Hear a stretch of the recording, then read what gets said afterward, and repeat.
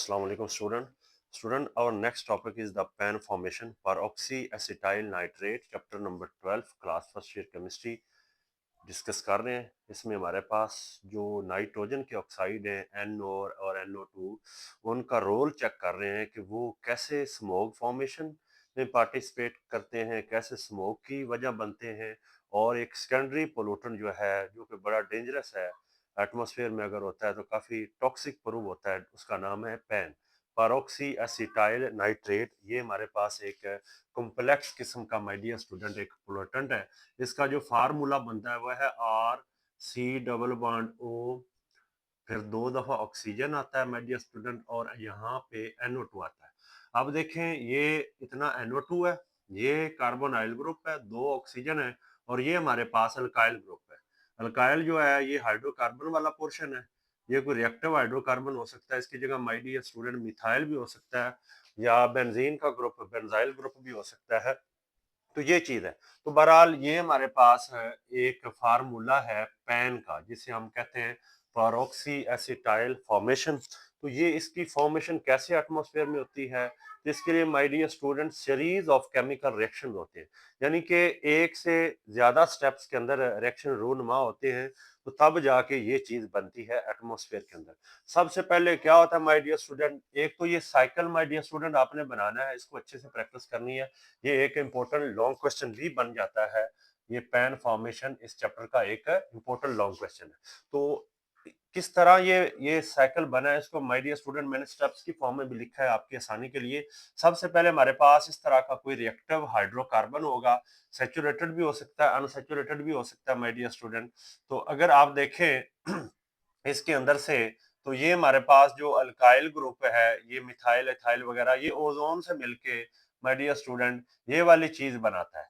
ये एक हमारे पास रिएक्टिव हाइड्रोकार्बन बन जाता है, ये उसका फ्री रेडिकल है, और जो फ्री रेडिकल बनते हैं ओजोन के साथ मिलने पे, वो हाईली रिएक्टिव होते हैं। और ये जो फ्री रेडिकल बना है, ये फर्दर ऑक्सीडाइज होता है एटमॉस्फेरिक या एयर वाली ऑक्सीजन से मिलके, ये एक और कंबाइंड किस्म का फ्री रेडिकल बनाता है, यानी कि RCH2O2 से मिल जाता है।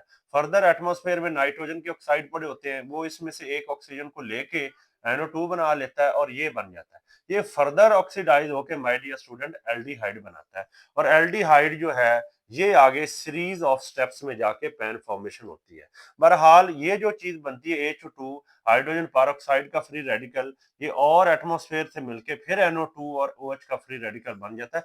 तो इस तरह के ये रिएक्शन बनते रहते हैं, और ये जो OH का फ्री रेडिकल बना है, ये दोबारा जाके एक रिएक्टिव हाइड्रोकार्बन से मिलके फिर उसी तरह का ये बना देता है। तो यानी कि ये इधर से सिलसिला शुरू होता है, यहाँ पे जाके फिर वो उसी तरह का बन जाता है, फिर वो प्रोसेस शुरू हो जाता है। तो ये रिपीट होता है रहता है। बात ये है कि पहले स्टेप में माय डियर स्टूडेंट इसको मिक्स नहीं करना, ओजोन से मिलके ये रेडिकल जनरेट होना है, और उसने ऑक्सीडाइज होना है, तो ये कंबाइन फ्री रेडिकल पैदा होगा। उसमें से नाइट्रोजन ऑक्साइड मिलेगा, इधर से ऑक्सीजन मिलके NO2 बन जाएगा, स्टेबल प्रोडक्ट। और जो ये चीज बनती है रेडिकल, ये ऑक्सीडेशन होके आगे बनता है हमारे पास एल्डिहाइड ग्रुप। और वो एल्डिहाइड जो है वो इधर से आगे पैन फॉर्मेशन में इस्तेमाल होता है। यहाँ पे ये बीच में एक स्टेप आता है कि ये दोबारा वो चीज क्रिएट हो जाती है, यानी कि यहाँ पे वाइंड अप हो जाता है, और ये जो चीज बनी है ये आगे चलती है।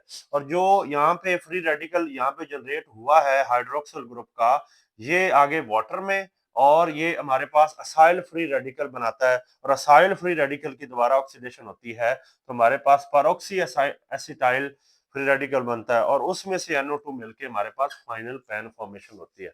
तो ये हमारे पास ओवरऑल 8 स्टेप के अंदर ये रिएक्शन हो रहा है, पहला, दूसरा, तीसरा, चौथा, पांचवा। और जो ये स्टेप है, ये दोबारा उसकी जनरेशन के लिए, फ्री रेडिकल जनरेशन के लिए लिया गया है।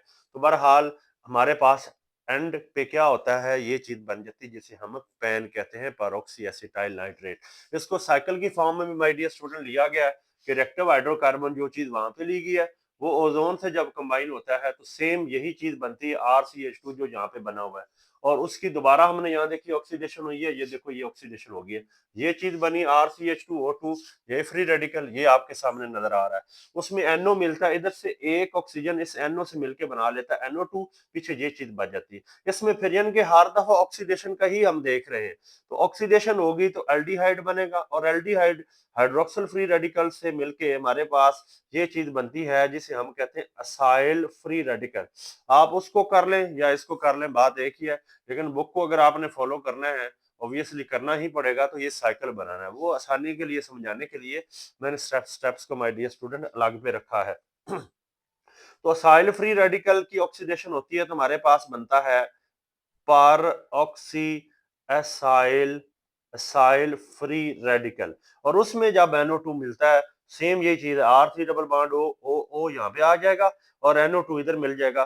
तो ये हमारे पास माय डियर स्टूडेंट इस तरह बन जाता है पेन, पर ऑक्सी एसिटाइल नाइट्रेट, और ये सेकेंडरी पोल्यूटेंट है, और ये एटमॉस्फेयर में जब आता है तो बड़ा डेंजरस प्रूफ होता है। तो आज का जो हमारा टॉपिक था वो नाइट्रोजन के ऑक्साइड का जो रोल था पेन फॉर्मेशन के अंदर, पैरोक्सी एसिटाइल नाइट्रेट में उसकी फॉर्मेशन में कैसे उसका रोल है, कैसे बनता है, तो ये चीज माय डियर स्टूडेंट हमने देखी है। Thank you.